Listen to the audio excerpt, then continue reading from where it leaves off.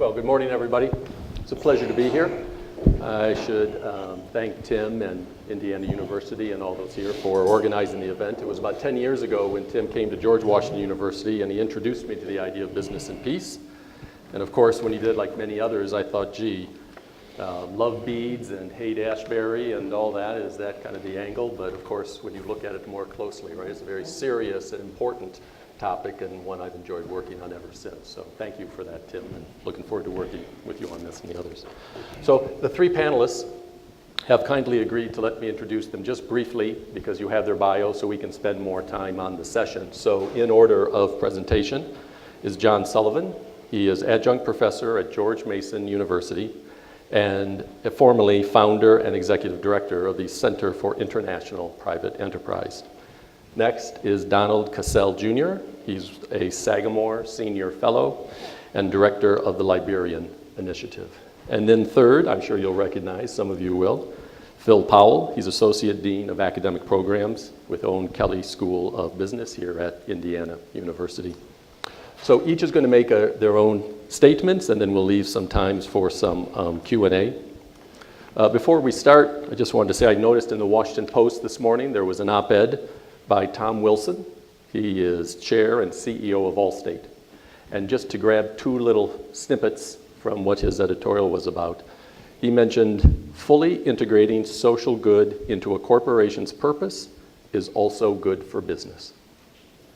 And a second thing he said was, we must reject narrow definitions of what corporations can and should do and get on with making the world a better place. So for those of us who study the topic and have worked at this is a little bit preaching to the choir, but it seems that that gospel is spread. If the CEO of such a large corporation is saying this publicly and adopting it, that there's an increasing awareness and acceptance of the idea of the role of business in society. So what we need to do is find those areas and those actions, tangible, practical, impactful, that actually will bring about that difference. So I hope in our panel discussion today, we're able to hear some of those ideas and start to advance our thinking in that area. So thank you. And with that, John, please. Well, thank you very much, John. And thank you, Tim Fort, for inviting me here. I'm a big admirer of your work and have consumed a good bit of it. Use it as well. And let me also recognize Toby Malachi, who's sitting here. Toby is a former director of the board member of the Center for International Private Enterprise, which is the organization that John referred to, and I worked for over 30 years. Let me start by saying that my focus today is going to be more on intrastate rather than interstate conflict, in the sense that I'm going to be looking at the emerging markets and developing countries and what are the conditions for establishing peace through business, through commerce. And let me start by just offering you a question. What is the difference between Steve Jobs and Mohamed Bouazizi? Steve Jobs, of course, we all know, the visionary founder of Apple Computer. Mohamed Bouazizi, we have come to know, though not as intimately. Mohamed Bouazizi was the young Tunisian street vendor who self-immolated and sparked the Arab Spring. What very few people know is that Steve Jobs was a Syrian orphan. Had Steve Jobs been in Syria rather than California, would we have Apple? Mohamed Bouazizi was a street vendor who was educated, but could not get access to the economy. He did not have property rights, he did not have business licenses, because, as I will talk about in a moment, the barriers to entry are so high across the Middle East. And this, I will offer to you, is one of the fundamental causes and one of the fundamental problems that we need to address in the emerging markets. And that includes countries. I just was talking with some of my fellow panelists. I just spent a couple of weeks in Ethiopia, where we've seen some violent protests by the Oroma people, and that was over property rights. We've seen the same problems in Kenya, where I was recently. It is endemic. We've seen the vote yesterday to reject the deal with the FARC, the revolutionary movement in Colombia. And these issues are with us today as much as they were historically. Now, let me just start off by saying that the Center for International Private Enterprise, which we call CIPE, was founded on the basis of a speech given by President Ronald Reagan to the members of Parliament in Westminster. And in that speech, President Reagan talked about the need to build the infrastructure of democracy. Out of that speech came the National Endowment for Democracy, the Center for International Private Enterprise, the International Republican Institute, the National Democratic Institute, and the American Center for International Labor Solidarity. The piece of it that I was involved with helping get started was the Center for International Private Enterprise. And we were very fortunate. As we were starting our work in 1983, we had a couple of developments, which I'll talk about just quickly. The first of these was we were challenged during the study period. We had something called the Democracy Study, which was run out of the White House. And we were challenged to say, why should business be involved in democracy building and, by extension, what we're talking about here today, peace building, conflict resolution? What's the role of business? We don't see it. And I had someone from the White House tell me, well, you know, we see Yugoslavia, where democracy and socialism are coexisting very well, and they're going to soon become a democratic country. Of course, we know what happened to Yugoslavia under Slobodan Milosevic. And he also pointed out Chile, saying in Chile we have a free market economy with an authoritarian regime. Well, we saw the campaign for the no. Same thing, he pointed out the issues in Southeast Asia. But I pointed out to him that in each of these countries, there was a fundamental movement occurring as a result of transformation, economic transformation, where we needed to open up and create good governance and market economies, and that this was going to be very difficult to do under these kind of authoritarian regimes. Now, it is true, and we were talking at dinner last night about Singapore, and I believe some of my co-panelists will bring this up. Singapore, Rwanda, there are a few countries where we have seen this mixture of authoritarian regimes and economic growth, and to some extent market economies. But let me ask you, I don't know how many of you are betting people, but would you rather bet on an authoritarian regime creating a market economy, or would you rather bet that it's going to be much more likely where you have representative institutions? Well, one of our first challenges then was to develop arguments, and we came up with 3 myths of development. The first myth is that business is a monolith. People talk about the business community. There is no such thing. There is a group of firms, but in any country that you go to, business is composed of very different sectors. One of the first things we ran into, and this was still an area that I cherish to this day, was working with the Filipinos, Jesus Stanislao, who was the Cory Aquino's finance minister. But prior to that had started a really great think tank with business community support called the Center for Research and Communication, which was very instrumental in making the transition in the Philippines. But they pointed out that we don't have a capitalist economy. They were the first ones that I heard use the term crony capitalist, because there was a collection of people who were running that economy to their own benefit. Now, were they part of a business community? Yeah, their own little one, but it certainly didn't include the rest of the Filipinos. And so you have the crony sector. You've got a state-owned sector in many developing countries. You've got a small and micro sector, which is, has very different interests and perspectives than the crony sector, or in many cases, the state-owned sector. You also have the informal sector, which I'll return to in a moment, which is those companies that are like Mohamed Bouazizi. They're locked out of the economy. And then you've got what we call the leading edge sector. And these are companies that have an interest in joining the international economy, whether it's for purposes of trade, access to finance, or because they want access to technology. But those companies have a vested interest in reform. And so what we tried to make the argument was that we need an instrument that is capable of distinguishing these groups and coming to an understanding of how they function. Later on, a very well-known book was written on this subject by Baumol, Herb Schramm, and Bob Lighton, called Good Capitalism, Bad Capitalism, and I recommend it as an additional piece of literature for the business and peace regime. Good capitalism, bad capitalism. So that was the first myth, is that business is a monolith. It's not. And the multinational corporations are very distinct and are not going to get involved in these transformations in most cases. In some cases, yes, but in most cases, they are part of the solution, but they're not part of the transition. The second myth is that if you have private companies, you have a market economy.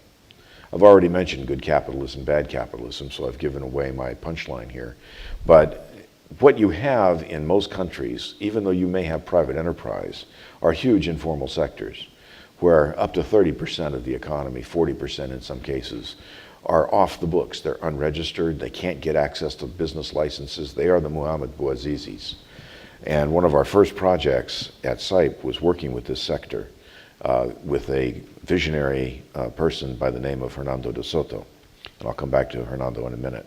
And the third myth of development is one that we ran into most front on in the transitions in Eastern Europe. And that's the belief that if you get the government out of the way, the market will emerge, which is just not the case. You've got to build the market. You've got to build the institutional infrastructure for a market economy. Property rights, rule of law, contracts. And all of these things, all of these points come together in another subject which we were very fortunate as we were getting started in meeting, which was Douglass North, and that's the new institutional economics. At that time, 1983, 84, it was sort of a side movement. Now it's become very central because the World Bank has picked it up, made it central to their work. But this whole subject of the new institutional economics exposes the fallacy of the neoclassical formulation. Neoclassical economics is great as far as it goes, and I'm quoting Doug North here, but it doesn't, when you move outside of the OECD countries, the underlying assumptions are exposed. Rule of law has to exist. Transaction costs, the cost of doing business, have to be zero. Well, they're not zero in most emerging markets, as so many people have found out. And so this whole concept of the rule of law and the institutions have to be built from the ground up. And that's where, coming back to business and peace, so much of this effort depends upon mobilizing both the domestic and the international firms to build those institutions, to help the governments figure out how this happens. We call this now public policy, public-private dialogue, and it's catching on around the world. But at the time, this was a brand new concept. As I mentioned, one of our first projects was with Hernando de Soto, and this takes me directly into the area of business and peace. Hernando's work, and Hernando ran a think tank called the Instituto Libertad y Democracia, and his first book, which is less well known than his second book is The Mystery of Capital, which most people do know. His first book was El Otro Sendero, The Other Path, in reference to Sendero Luminoso, the Shining Path, which is a violent Maoist guerrilla movement which killed thousands of people and was in an insurrection, a violent insurrection against the crony capitalist nature of the Peruvian regime at that time. Well, and Hernando pointed out, and he was one of the first to measure the size of the informal sector and to document that it took more than 290 days to get a business license if you didn't have connections. Connections is the magic word in so many parts of the world, whether it's called wasta, or as it is in the Middle East, or the Chinese, of course, connections is hugely important. So this whole subject, and Hernando, what many people didn't realize is that 5 of Doug North's graduate students were working at the ILD as he developed this whole methodology. And that became the cornerstone later of something called the Doing Business Indicators, which have become widespread around the world. But they were originally based on Hernando's work. So here's an example of fundamental economic insights through the new institutional economics being applied in an emerging market to describe the real nature of the conflict that was occurring there and what the origins of it were. Later, we held a conference in about 1989, 1990 in Washington, and we were able at that conference to hold up a newspaper where Abimel Guzman, the founder of the Shining Path, said it was Hernando that destroyed his movement, as did the Peruvian generals. So if there's any doubt, I've got several testimonies that this movement, this understanding of creating and building the institutions is fundamental to this transition. Of course, we saw this in the Middle East as well, and I realize I'm getting close on time here, so I'm going to wrap up in just a moment. But let me just offer you an additional insight, and this happened to me in the early 1990s, the mid-1990s. We were holding a conference in Cairo, because one of the things that we had discovered in looking at the nature of conflict, the nature of why these regimes, particularly in this post-Soviet space, were so corrupt, was the problem of crony capitalism, which I referred to earlier.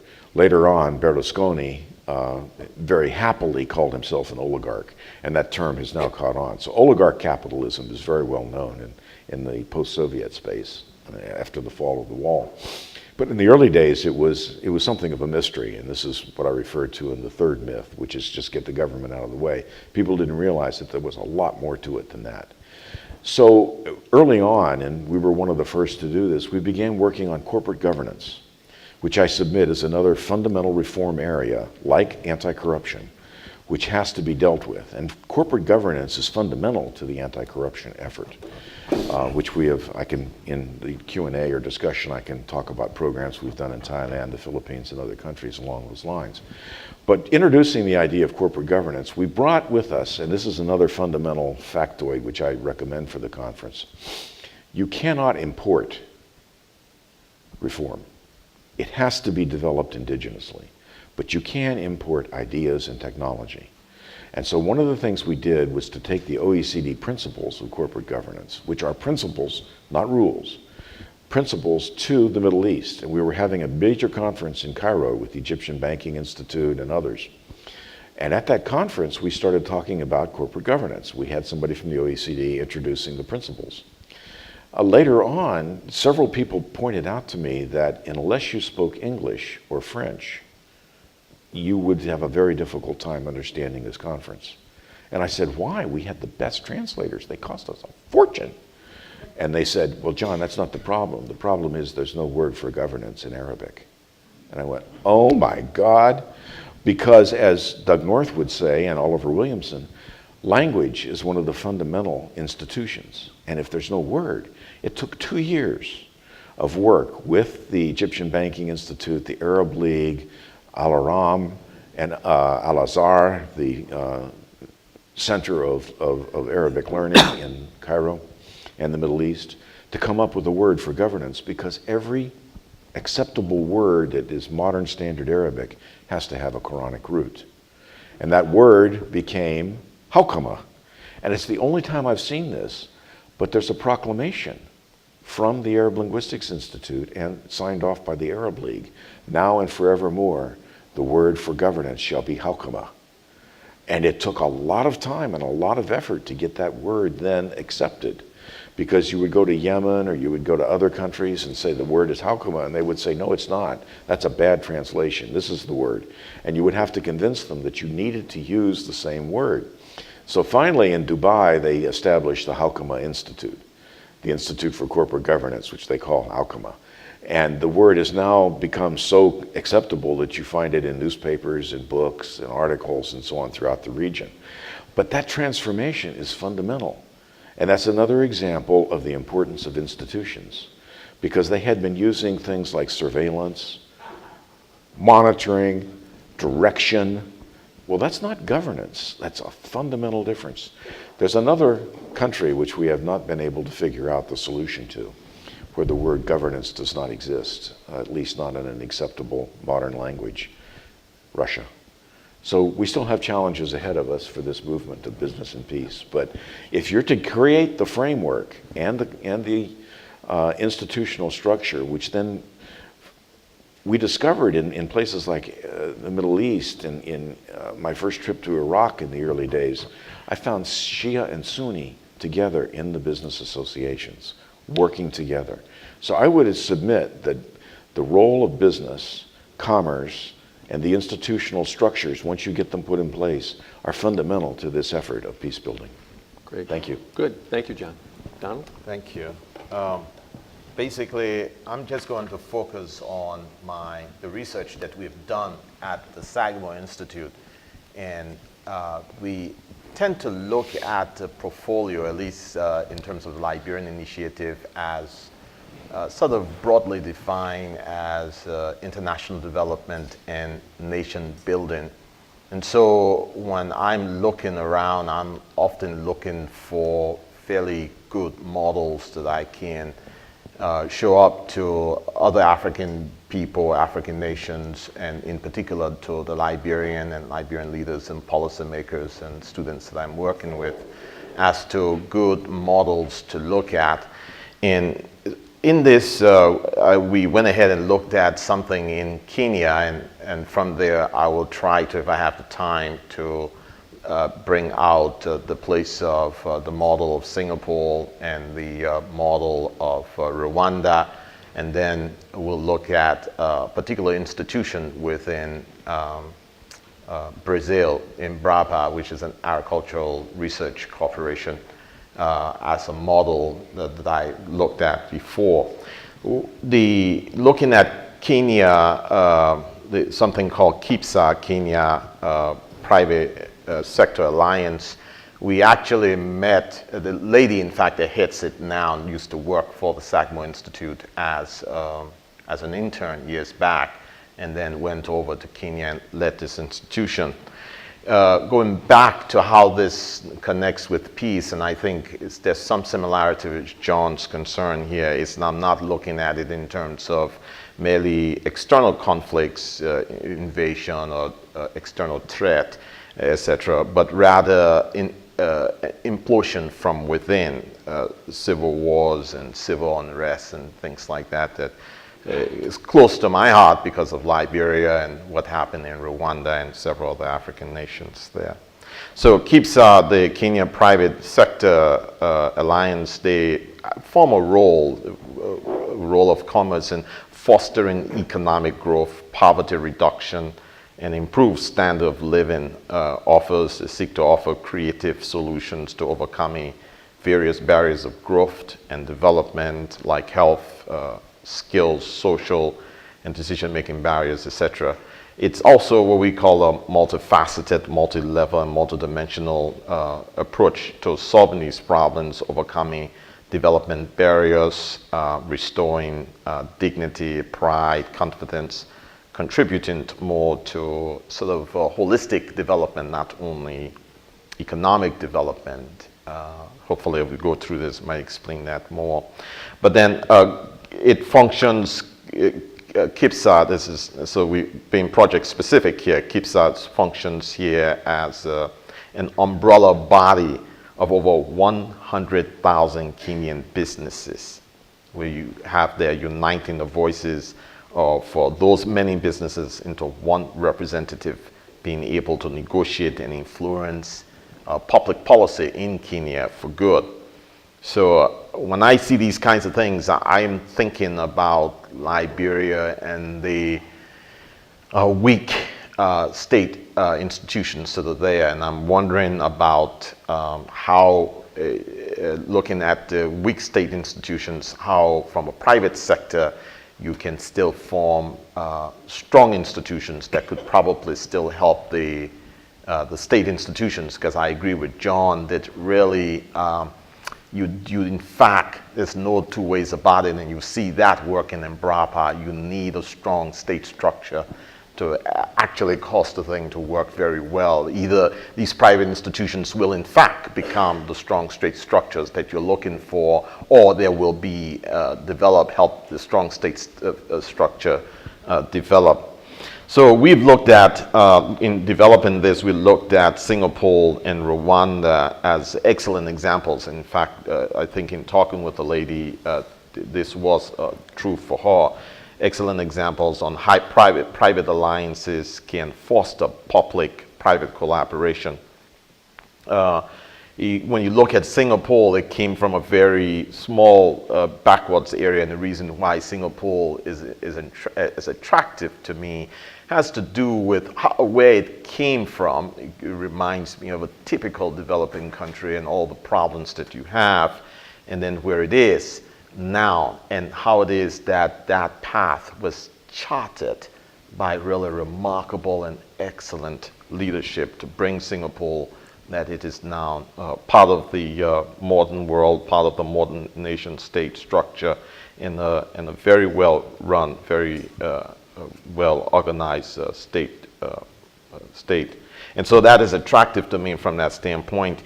Now, Singapore officials did realize that when they first took over the country in 1965, that the prospects for economic growth was dim. And so they went ahead and developed something they call the Singapore Economic Board. The focus there was to try to make Singapore more adept in manufacturing and information technology. But poverty left Singapore incapable of providing its workers with skill necessary to transform its economy and the private sector.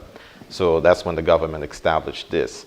The main thrust, which really is unlike some other places, Singapore really depended a whole lot on significant international partnerships. I'm not sure how much people are aware of this, but the main thrust of the Singapore Economic Development Board was to attract foreign investors and firms to jumpstart Singapore economy, and second, to support the burgeoning private sector by ensuring that public sector initiated policies conducive to private sector development, etc. And so by 1970, they attracted foreign businesses which would start a booming and diverse manufacturing industry.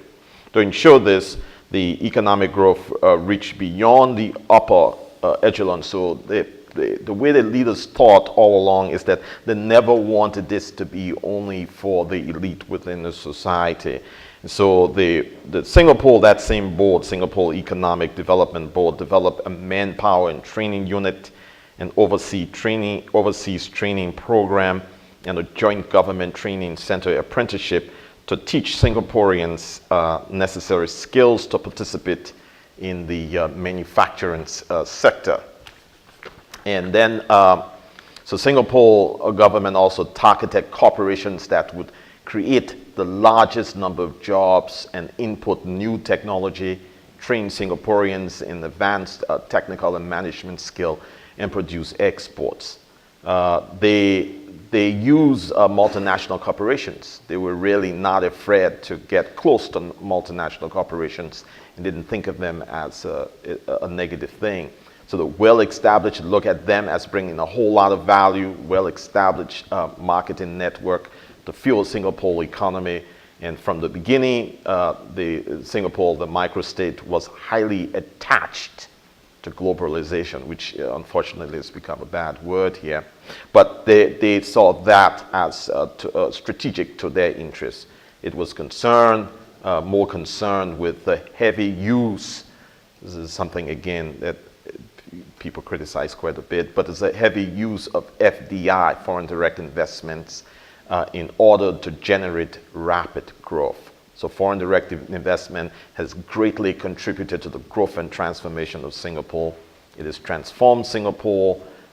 Industrial sectors such as petroleum, refining, metals, food, beverages, petrochemical production, large labor-intensive export industries as consumer and component, electronics, textiles, garments, shipbuilding, and repairing, skills and capital component electronics, high-value petroleum products, and industrial machinery. FDI has also provided much-needed capital, technology, and managerial and marketing expertise. FDI is a part of Singapore's broad strategy in establishing economic and political security. We'll come back to that peace term again.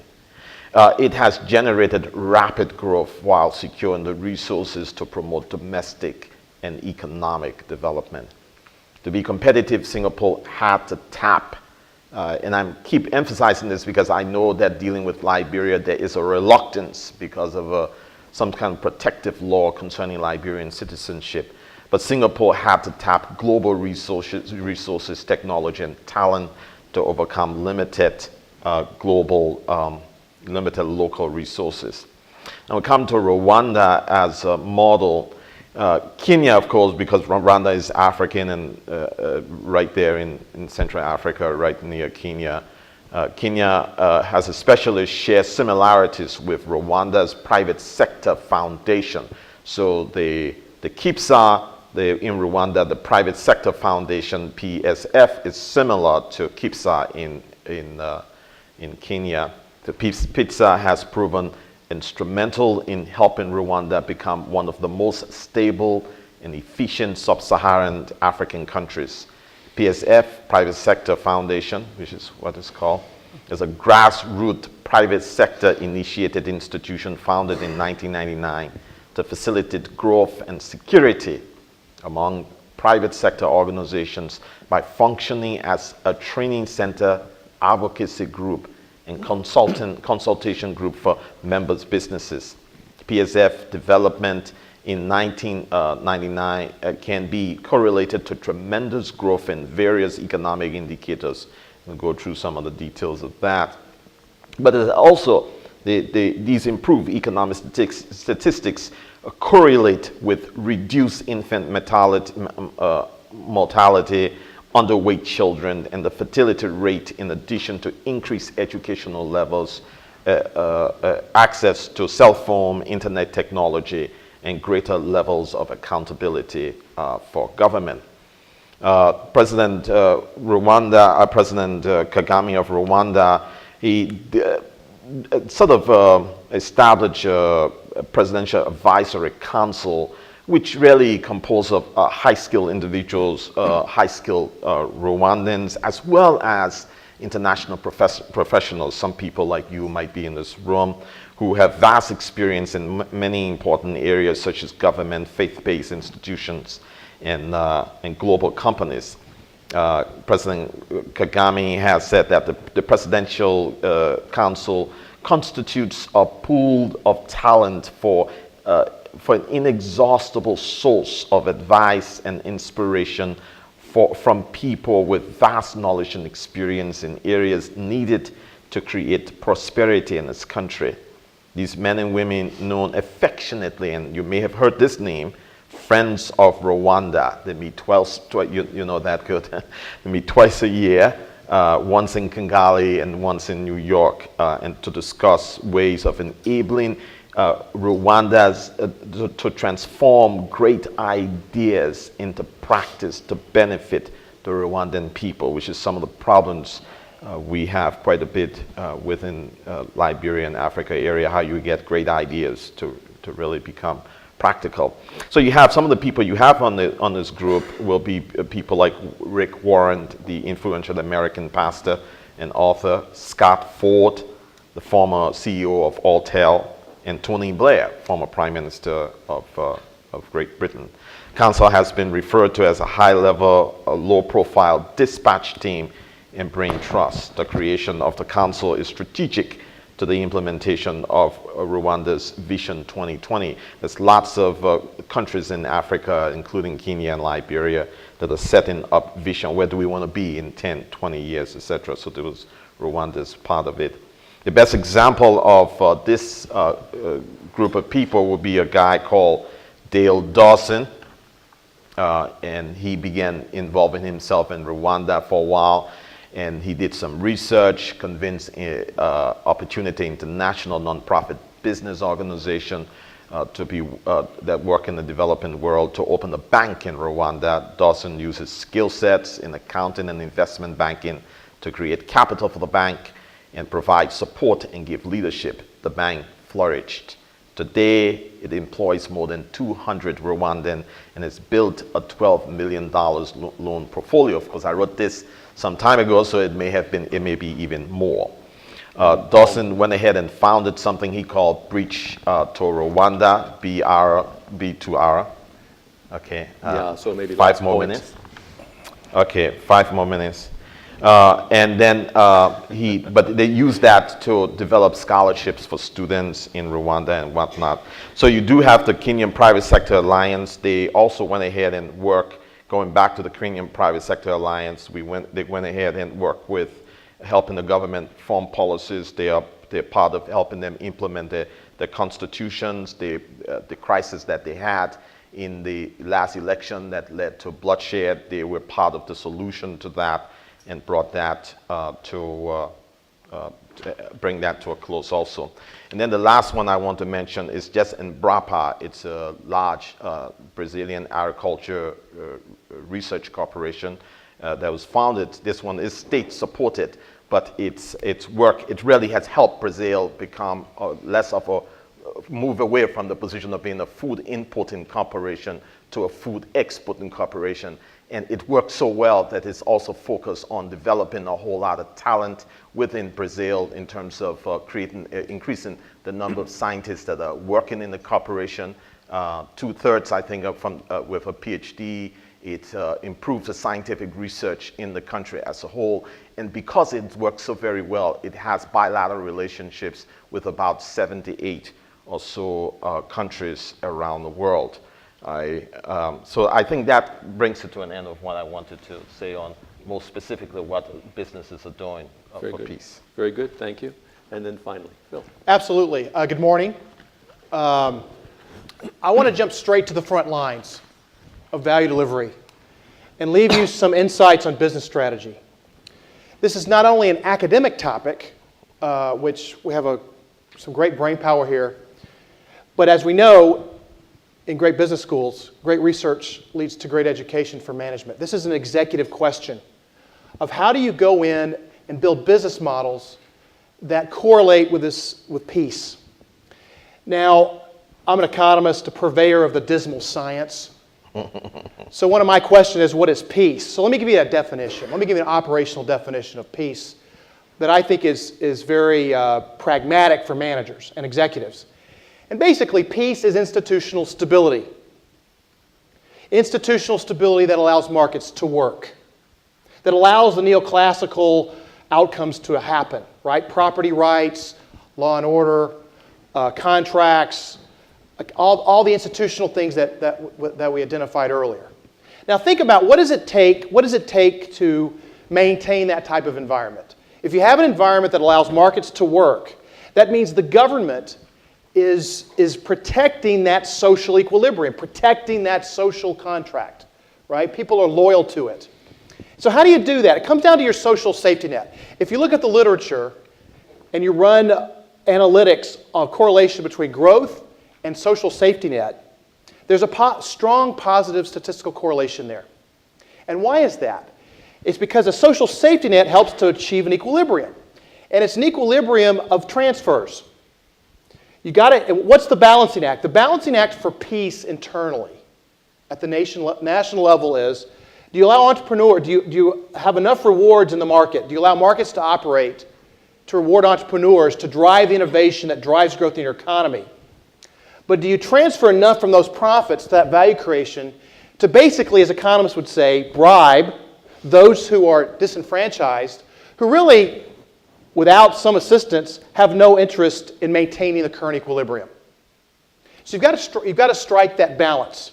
Now listen to the way that I have constructed this. There's an implicit assumption in what I've said that the business sector creates the value and the public sector taxes the private sector and makes the transfers to basically save the system. We should question that paradigm. And when you look at emerging markets, and we're doing this in the Kelley School, we are bringing into our MBA curriculum cases and models that question that. And you can go to the recent, Porter's has published quite a bit on this concept of shared value creation, right? And so I'm going to argue that the business models that we're seeing that are breaking this paradigm, and by breaking this paradigm, we basically say, you know what? We can generate profits, that the private sector can generate profits, but also work to bring people into the system into really what's the formal sector, right? Where are the disenfranchised in these emerging economies? They're in the informal sector. If you've been in any emerging market and you've walked into any poor area, slum, township, they're thriving with economic activity, right? And so, but they're not part of the commercial system. So if you have a business model that not only creates value, but brings these the members of this community into the system, that helps to reinforce the social equilibrium. How do you do that? We are seeing business models from multinationals in emerging markets. Not multinationals in developed economies, but multinationals in emerging markets, what we call emerging giants, that target in a for-profit way the base of the pyramid. Customers that make between $3 and $10 a day. And I'll give you some examples. These are examples that we've actually built cases around that we've taken our MBA students into. I'll give you a couple of examples here in the interest of time, and then I'm going to jump to 3 very quick strategic takeaways to take to practice, and then we can go to Q&A. So some businesses we've worked with at the Kelly School. Insurance company in Kenya, UAP. They offer a product for poor women farmers against drought insurance. This was the business model. You would go, if in Kenya, the way that you buy seed, you go to your local seed dealer. This is a small business, typically, it's a corner shop in your small town or village. You go to what they call the agrovet. UAP went to the agrovets and says, all right, if you pay 10% extra on your seed, then we will insure you against drought. And you might say, well, what's so special about that? What's special is the way they designed the business model. So at the agrovet, at the dealer, they would register you on your flip phone. And you would get your insurance policy via your flip phone, but they would also, in that registration process, register where your farm is geographically. And geographically, the system would then correlate you with a rain station within 20 kilometers of your farm. And then what would happen is that once you hit the agricultural season, and if there was drought, you didn't have to file a claim. There was no paper. Based on the rain station closest to your farm, if it fell short of the minimums in the insurance contract, within days you got an automatic payment of your claim to your cell phone. Not your smartphone, but your flip phone. And if you look at Kenya, Kenya was a leader. Kenya's been a leader in electronic transactions because it meets the needs of those that are disenfranchised. So here you have a very cutting-edge insurance scheme for poor women farmers that was paperless, used advanced technology, and guess what? It not only brought these poor women farmers into the system, into the financial system, but it helped to enhance the social safety net because now they could buy insurance. They were offering a product in a segment that nobody thought you could make money on. That's UAP's model. We wrote another case on a company in India, EKO. And basically, about 200 million laborers in India are migrants within the country, right?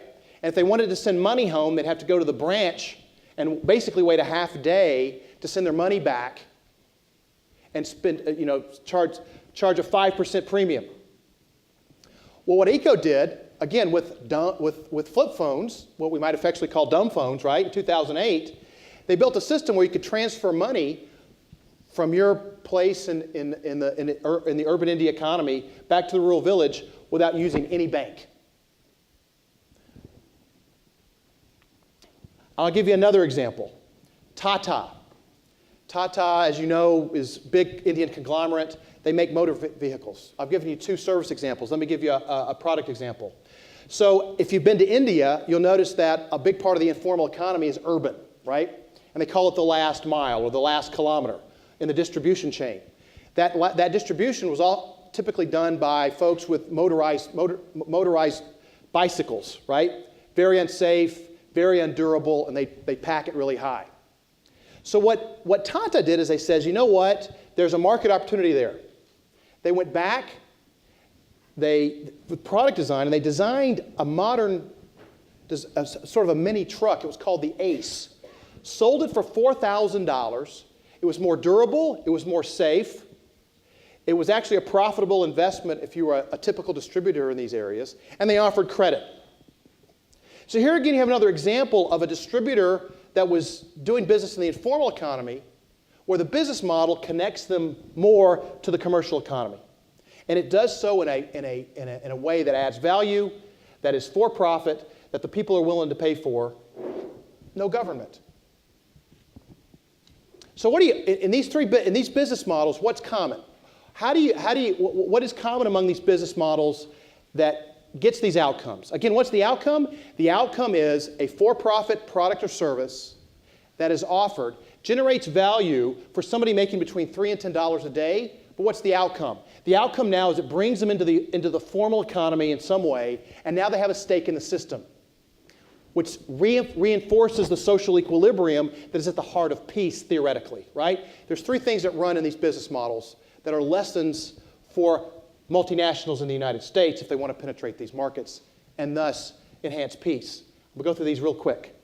First is the product design. If you want to target customers between $3 and $10 a day, you don't take a product you design for the rich, strip it down, and then sell it.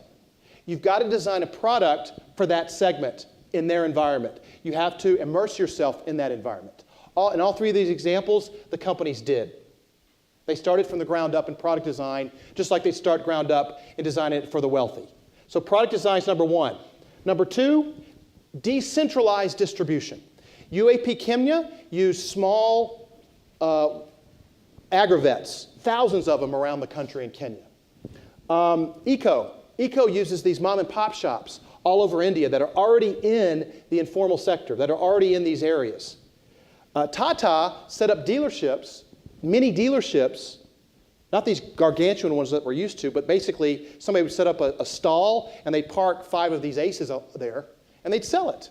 So your distribution network has to be decentralized. It can't be hyper-centralized. You're sort of swimming upstream of how you understand just-in-time delivery. And then lastly, you have to understand that in these sectors, brand is actually more valuable than it is in the rich sector. Because if you're poor and you invest a little bit more in a brand, in something that's a little bit, gives value but sort of a luxury item, you're actually taking more of a risk. And if you fail, that's going to have the viral impact of failed products in the informal sector is much higher than it is in the wealthier sectors. Because in the wealthier sectors, we can afford to take that risk. So in all three of these business models, the way they marketed it, they didn't do it formally through the traditional communication channels that we think of, TV, advertising, billboards. They made sure that their brand and the product design was strong enough so that viral marketing drove the product sales, not traditional marketing that we think of. So product design, decentralized distribution, and viral marketing, that's at the heart of the business models that successfully target the base of the pyramid. And through this shared value creation in the business model design, it brings people into the formal sector that maybe weren't there before. And the hypothesis is that builds peace and adds to the social equilibrium, which creates a virtuous cycle of more market development. Great. Good. Thank you, Phil. Well, thanks to all our three panelists. As you can hear, three very different approaches and kind of three different perspectives on business and peace. As I was listening, I thought, gee, we're really touching upon a lot of different issues which in and of themselves could be contested, right? Theories about democracy, theories about markets, theories about institutions, globalization. So when you start to look at these connections of business and peace and what peace is like as communities, and people start to do research and come up with suggestions for them, they start to bounce into and get connected to other ideas that other people study. And so it's a field which needs continued work in reconciling, right? Where ideas about what would be better for society and what would improve, but help reconcile those in topics that are currently contested within academia, so then we can get some suggestions that are practically made and practically done, right? So I'm going to open up the audience for questions. What I wanted to say was to each of the panelists, and I'll ask at the very end. Maybe you could think about one suggestion you would have, right? If you were talking to a business person, and please let us know whether it's a small or a large one thing that they might do differently that could help promote peace right? Very simply. But so I'll give you a few minutes to think about that while we're doing it. So I'll open up for the audience for some Q&A. Yes? I have a question. So we work, I'm the launch cycle member for the Kelly Institute for International Business. And our work is on the ground, and we work primarily with entrepreneurs, micro entrepreneurs. So I absolutely agree, actually, with everything that's been said, that the idea of commerce and peace has to be dealt with at that macro level, that for governance, for law, contracts, are all very important. You could drill that down to human rights and all that.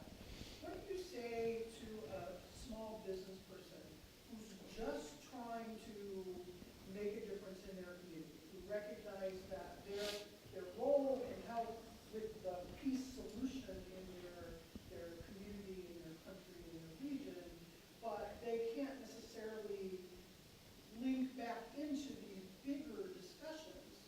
How do you help them understand that their role is important, even though the gap in even having the language to talk about it is there? Does that make sense? Yes, very much, yeah. John, do you want to? Sure. I'd start off by saying collective action. What do I mean by that? What I mean is getting together with others and multiplying your effort. So formulating, and this is one of the fundamental dilemmas of development, is how do you create effective business associations? Chambers of commerce, trade associations, groups like CAPSA, which stands for the Kenyan Private Sector Alliance. Join together with your fellows, identify common areas. One of the fundamental technologies that we used was something called the National Business Agenda. And uncharacteristically, this was actually based upon a program started by President Jimmy Carter. And it's unusual for the U.S. Chamber of Commerce or anyone else in the business community to speak glowingly of President Carter. But he had a program called the White House Conference on Small Business, which was fundamental. Toby's nodding his head. I believe you were involved. That White House Conference on Small Business did something totally uncharacteristic. It brought together small and medium-sized enterprises across the country to say, what are your problems? It did not bring in theoretical, institutional, leadership issues and say, okay, this is what we're going to do for you. Rather, it brought them together and said, identify your problems, but also tell us what you think the solutions are. Out of that, and it started at the city level and it went to the regional level, then to the national level, and out of that came one of the most fundamental reforms in the American economy, the Paperwork Reduction Act, which forced the federal government to reduce down the number of steps and regulations, the amount of paper, the cost of doing business. So I would say to business people, and CAPSA uses this program, the National Business Alliance. It uses the public-private dialogue mechanism. This is a mechanism that has worked across the world. So come together with your fellows, with your counterparts, formulate these ideas, and then you have to, of course, convince the government to listen. But if you come together as a group and formulate collective action programs, and there is actually a very good book to this effect, The Logic of Collective Action by Mansur Olson, which should be in this literature as well. But if you formulate these ideas, you can make a substantial difference. But it's ground up, it's solution-oriented, and it's participatory.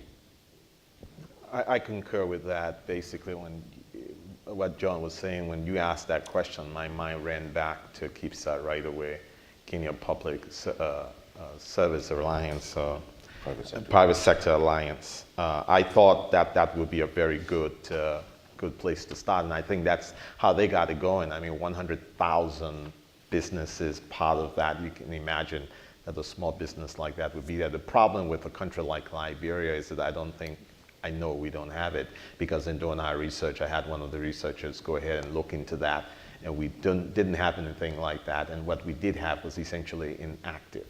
And so if we can start there, getting something like that active, then you can bring in those the smaller businesses and make them a part of it, and then they can have a larger say in the country and in their community. Right. Very good. Real quick, Levon, great question. And as you know, we get out in front of, our MBAs get out and we get the same, our MBAs get the same question. And we've been in a lot of countries, and there's one, was to the point that my colleagues here have talked about. Collective action, I would say more tangentially, supply chain. When you can work with, just in your community, within a small number of competitors in some ways, you can bring scale, which brings you more leverage in your supply chain, right? And you can use that as leverage to negotiate down your costs. So there's collective action at the highest level, but I think as a first step, simply collective action around your supply chain, a co-op, then you can really have immediate impacts in bringing down your costs. Mm-hmm. Very good. Yes, sir? Maybe more of an observation for Sullivan.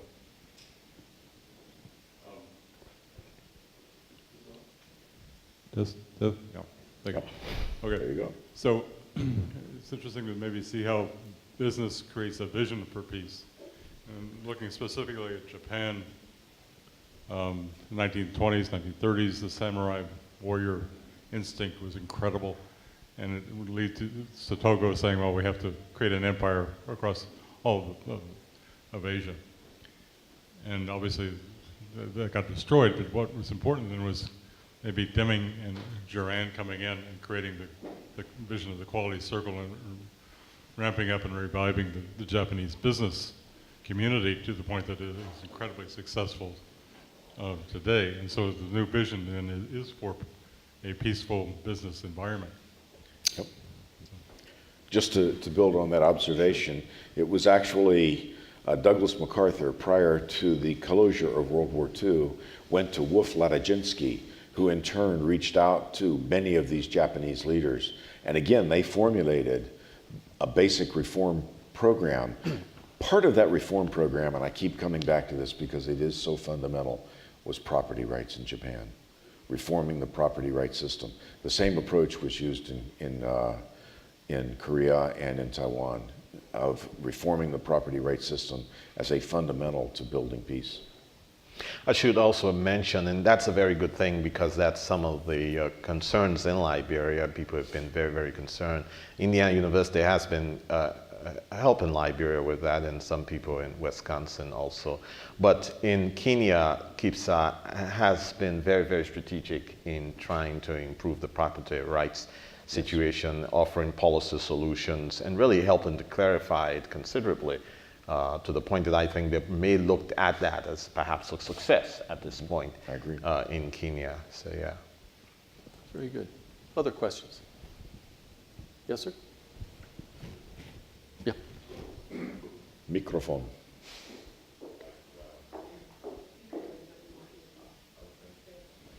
Thank you. Great panel. I'm Dr. Toby Malachi, founder and global chief executive, ambassador of trade for Malachi Group Worldwide. We're headquartered in Indianapolis, Indiana. I'm very proud to be here in my alma maters, near Marshall Hall. I'm a founding of my fraternity, Kappa Alpha Psi. Get that Okay, in. we know who you are. I've been a part of this for a long time and honored to be on the cyber board with Levon and Vicky and Donald. I'm a society of the Sagamore Institute. And Tim, I've known about your work for a long time, as John said, and I've used it, but in my business trade, we call it research, so I hope you forgive me. John, my question is, and great moderation, Professor. My question is that we're an SME, a small, medium-sized enterprise. And one thing, we're in over 70 countries around the world. And one thing that, John, that you mentioned, work we've done at site, is establishing democracy through building of SMEs around the world, sometimes in developing countries and sometimes places like Iraq and Ghana where we've gone together. Trade is a hot topic today and will continue to be a hot topic and controversial, to some. But those of us who use trade as peace building for a long time, SMEs, we find that it's easier to do trade with SMEs around the country, around the world, to establish peace. I was part of the 2 of the 3 White House conferences. The first one I was with General Motors Corporation and Carter. The next 2, Reagan and Clinton. I was appointed, elected by our Senator Lugar as part of the school here. But talk about the importance of SMEs, small and medium-sized enterprises, and what it means to, you mentioned the leading edge economy, and the impact SMEs have on trade and peace, and what we can continue to do where maybe large corporations, Professor, aren't able to do because they don't have the flexibility or agility to kind of wiggle wild into the I think you mentioned the three: governance, institution, and business. What's the impact of SMEs, and how can SMEs attribute to trade and peace? Yeah. Okay, well, thank you very much. And your leadership has been duly noted in a number of different contexts around the world. I would simply build on the point that was made earlier about value chains or supply chains, whichever of the two terms you prefer. But one of the things that you find, and it came as a great surprise to a lot of people when DeSoto was trying to point out the importance of the informal sector, when he pointed out that a lot of the parts of the Exocet missile, which were used to sink the Ark Royale in the Battle of the Falklands, or Malvinas, depending on your choice of context, were actually made in the informal sector in Argentina. And so when you look at supply chains, they penetrate worldwide. And building those value chains, building those supply chains is fundamental. And I'll just give you one observation of how this can be part of the peace building exercise. Thailand is a country which has been plagued by corruption for a very, very long time. One of the projects that I'm a great admirer of, which we were involved with, was with a group in Thailand called the Institute of Directors, which was an outgrowth of the manufacturing community there. The Institute of Directors was focused on corporate governance, but they realized that they had a real problem with corruption, and that for them to be able to integrate into global supply chains, they needed to be able to demonstrate that they were corruption-free or had taken major steps to become corruption-free because of the very laudable work that had been done in the United States with the FCPA, that had been then picked up at the OECD through their anti-bribery convention, through the UNCAC, and at the United Nations Compact Against Corruption. It's become unacceptable, and it's become costly for major multinational corporations. So how do you then deal with the issue of fundamental corruption and then the value chain issue? Well, what they did in Thailand was created a program through the Thai Institute of Directors of certification and internal compliance, where Thai companies went through a whole process of education, putting in place ethical components, anti-corruption components, auditing procedures, so that they could become certified by the Thai Institute of Directors that they were, and this project now has been picked up in a number of other countries where local associations, whether it's an Institute of Directors or the Chamber of Commerce, and I would just add a caveat on associations. You have to be very careful and understand what you're dealing with, because not all chambers of commerce are chambers of commerce. Many of them are oligarchic, some of them are government run, as in Egypt, and others. So you have to distinguish between the private sector Chamber of Commerce that is really working with and representing the small and medium enterprise community and those which are serving other interests. But presuming that you can make those distinctions, this is a really viable way of reaching those associations, of reaching down into the small and medium enterprise sector and building a value chain which can work worldwide. Very good. Any other comments? I guess what I'm thinking is just some of the things that you mentioned, Dr. Malachi, about democracy and all that. Those are indeed very good things. I've been to conferences and have an old professor, I think this happened at Cornell, where he was very careful to count the number of elections that a country had had. And I remember being really frustrated by that, because those countries that he counted really very corrupt, nothing substantial happened in that place, though they've had series of elections, etc. And I reminded of Paul Collier's book, The Bottom Billion.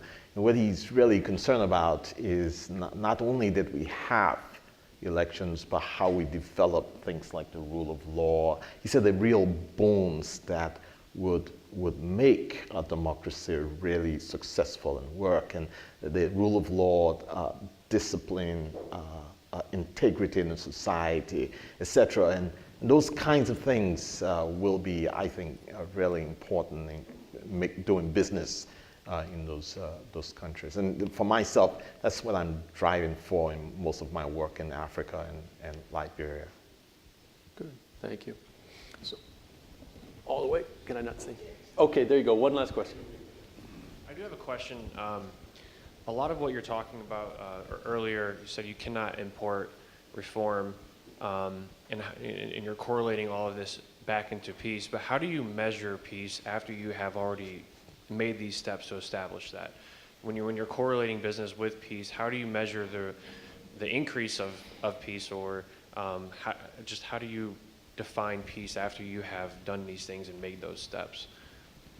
Just one follow-up metric based on what I gave is, do you see a reduction in the percent of commercial activity outside the formal sector? Because if the market is the assumption is there's correlation between the social equilibrium of people willing to do business in the light and not in the dark, right? And the harder it is to do business, the more the business goes out, more commercial activity goes out to the dark. So just a bottom line response to your question, in my perspective, it's debatable, but do we see a fall in informal activity as a percent of total economic activity? Yeah, and your question really raises a good point of at what kind of unit of analysis or at what level are we going to look, right? Is it at a broad societal level? Is it within an industry? Is it within a firm? So it's a great question. Anything to add, or? I guess when I'm curious about what are you, if you, from a practical standpoint, if you live in Liberia and you could barely walk across the street, or were intimidated by living in your home, not knowing whether there's going to be an armed robbery or some group attacking you, and somehow through the implementation of these things, in fact, that is no longer a bother, you are in a peaceful situation, at least advantageous to where you were before. When you are in maybe this kind of environment, then that becomes nebulous. But when you are in a situation like Liberia, it's pretty clear when there is no peace and when there is peace. Yeah, very good. So that's about the time for a panel. I reserved a little time so I could get each of you to answer your question. If you had one thing that you might say to a business and maybe try to identify the type of business, because we have talked about different sizes or from different sectors or other, something that you believe you really would recommend them do because you really do believe it would make things more peaceful, maybe you could share that with us. Phil, I'll start with you. Just very shortly, I think it's more theoretical or more general, but if you're going to go in, and this gets back to your question about what is an SME, if an SME in the United States has peace as sort of its mission, right, its value statement, and it wants to do business abroad, your biggest impact is going to be in emerging markets. I'm very bullish on Africa, sub-Saharan Africa, fastest growing emerging region right now in the world. It's open for business. But you have to understand, when you go into these emerging markets, markets don't work. Now, what does that mean? It's called a market failure. A market failure is when you have people willing to sell and you got people willing to buy, but they're not coming together. So I would argue that if you want to, based upon what I've said, if you really want to have an impact, and you agree with me that there's a correlation between peace and giving people a stake in the formal system, then you have to go in with a business model that's not just the product or service that you sell, right? We assume to be successful in the US or any developed economy, you have to produce it, ship it, and sell it, and you make profit, right? Well, you got to surround that business model with bringing buyers and sellers together, either forward in the value chain or backward in the value chain, whether that's in labor, products, or even in the financial market. You become an intermediate, basically, bottom line, you become an intermediary beyond your core competency. Very good. Yes. Again, the question. So if there's one thing, one piece of advice you could give a business that you would want them to take on because of advances peace, if you could identify what kind of business that is and what would be your advice? I'm still thinking. I guess generally I know that I'm very, very concerned that people be trained. I know there is a massive capacity gap. Is incredible, and so whatever you do there, it must be foremost in your mind how to bridge that gap. So that you must think constructively how to transfer knowledge and skills and other kinds of professional discipline to the group of people you work with, so that you succeed in some respect building an institution, and in some respect building the lives of those people. Yeah, very good. Good, thank you. And John. Okay, a huge question because there's so many different forms of business, but let me just take the major multinational corporations, which are the source of much of the foreign direct investment.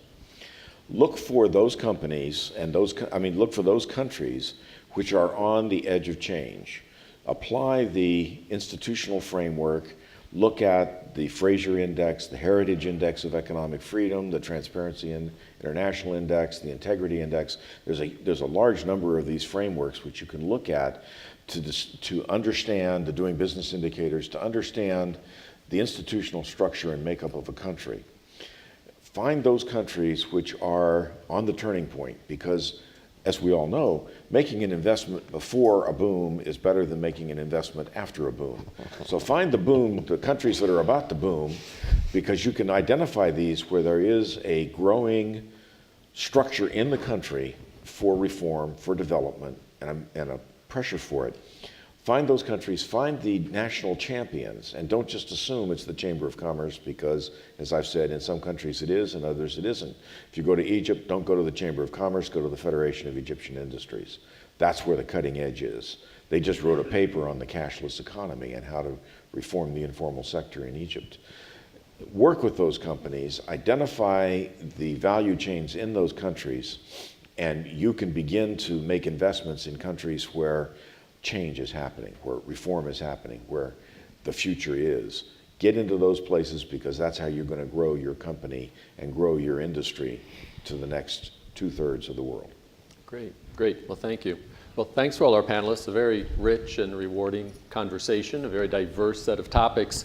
I mean, if one takeaway, I hope you've heard this about the field, is that one size doesn't fit all. If you're thinking about business and peace, you've heard market-driven solutions going from multinational corporations, SMEs, even social entrepreneurs.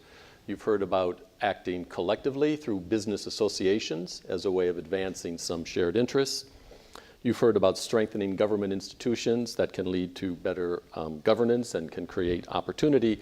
And one thing that maybe just touched upon lightly is even being a good citizen, whether it's a good corporate citizen or as a smaller business, respecting the rule of law, respecting the people who work within your company, and conducting your business in a way that is admirable from those outside the company and those inside the company. So there's so many different options in a way of pursuing and exploring and trying to understand how business can pursue peace. So with that, thanks to our panelists very much.